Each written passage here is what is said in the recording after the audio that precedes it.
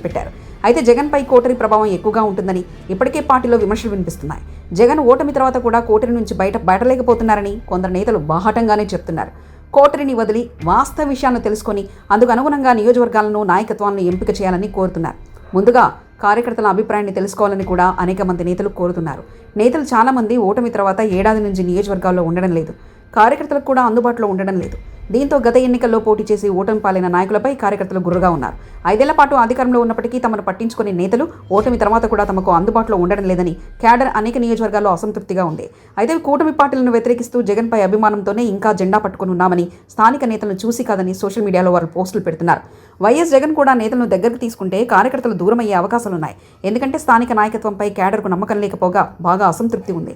Coterie మాత్రం గత ఎన్నికల్లో పోటీ చేసిన వారిని ఇన్ఛార్జీలుగా నియమించాలని, వారికి వచ్చే ఎన్నికల్లో టికెట్లు ఇవ్వాలని ఒత్తిడి చేస్తే మళ్లీ మోసం వస్తుందన్న కామెంట్స్ రాజకీయ విశ్లేషకులు చెప్తున్నారు.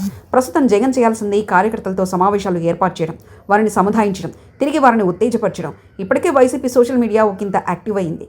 అయితే క్యాడర్ మరింతగా పార్టీ కోసం పనిచేయాలంటే జగన్ నేతలతో కాదు క్యాడర్తో మమేకం కావాలని అంటున్నారు. మరి జగన్ ఈ దిశగా ఆలోచన చేస్తారా లేదా అన్నది వేచి చూడాలి.